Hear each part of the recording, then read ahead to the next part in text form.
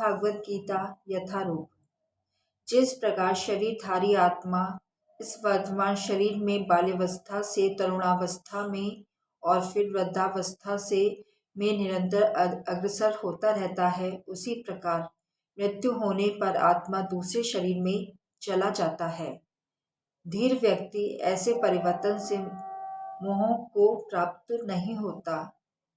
तात्पर्य: प्रत्येक जीव एक व्यष्टि आत्मा है। वह प्रतिक्षण अपना शरीर बदलता रहता है, कभी बालक के रूप में, कभी युवा तथा कभी वृद्ध पुरुष के रूप में, तो भी आत्मा वही रहता है जिसमें कोई परिवर्तन नहीं होता। यह व्यष्टि आत्मा मृत्यु होने पर अंततोगत्वा एक शरीर बदलकर दूसरे शरीर में देहांतरण कर जाता है और चूंकि अगले जन्म में इसको शरीर मिलना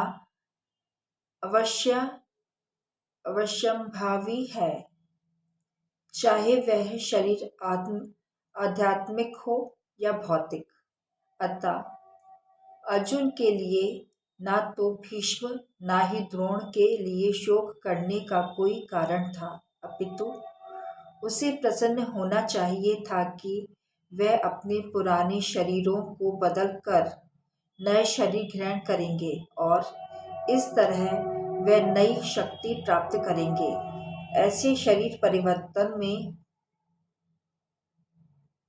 परिवर्तन से जीवन में किए कर्म के अनुसार नाना प्रकार के सुखोपभोग या कष्टों का लेखा हो जाता है।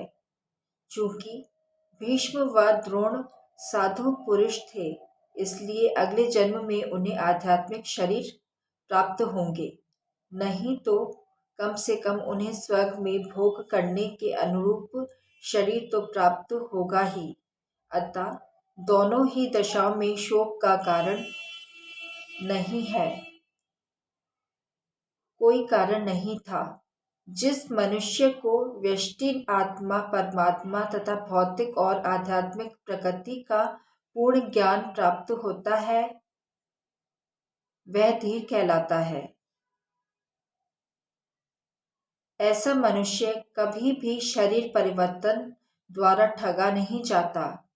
आत्मा के एकात्मवाद या मायावादी सिद्धांत मान्य नहीं हो सकता, क्योंकि आत्मा के इस प्रकार विखंडन से परमेश्वर विखंडनीय या परिवर्तनशील हो जाएगा।